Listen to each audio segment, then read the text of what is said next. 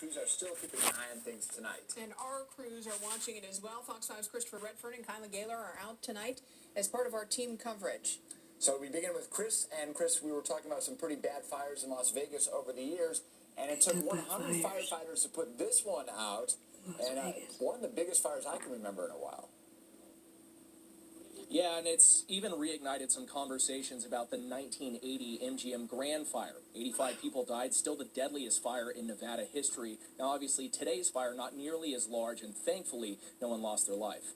Thank God. But back in the 80s, after the MGM fire and the Las Vegas Hilton fire a few months later, everything was supposed to be safer. Nevada was at the center of a major reform on fire safety guidelines and building codes. A quick Google search shows things like this, even properly cited in Wikipedia. All buildings open to the public in Nevada were required to have fire sprinklers, smoke detectors in rooms, and elevators. That was 1981, and based on records from the county assessor's office, the building that burned down today was built in 1986. Now listen to what Fire Chief Greg Castle told us earlier. Fire sprinklers save lives. Fire sprinklers buy time.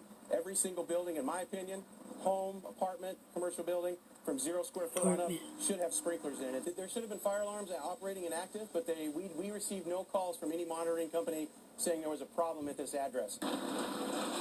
So then what happened today? Why wasn't the building properly equipped if it was built after 1981?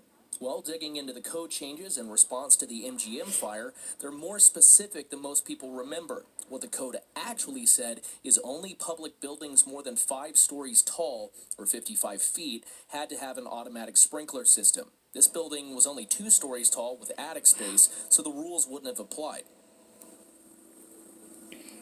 Investigators are still digging into how the fire started and spread, but this would at least partially explain how it was able to burn and go undetected for hours. Now let's go ahead and send it over to Kyla Gaylor. She's here at the scene with me, just a little bit further away with more on the demolition of this building.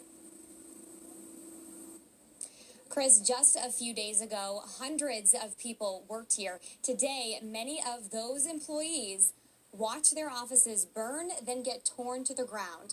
Crews started demolishing the building around 2 o'clock this afternoon.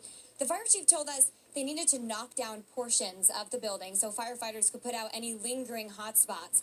They also needed to allow investigators to safely reach certain areas of the property. I talked to one man who lives nearby and drove by this building every day.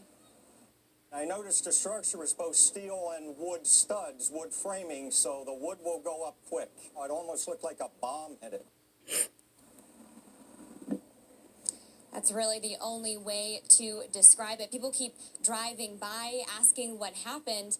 One couple didn't even realize this used to be a building. Firefighters will be out here overnight to make sure nothing else reignites. Reporting live, Kyla Gaylor, Fox 5 News, local, Las Vegas.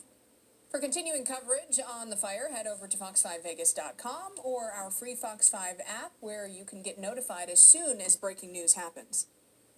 A Metro police officer shot a man several times on Friday, and we now know more about what happened that night. Officer Daniel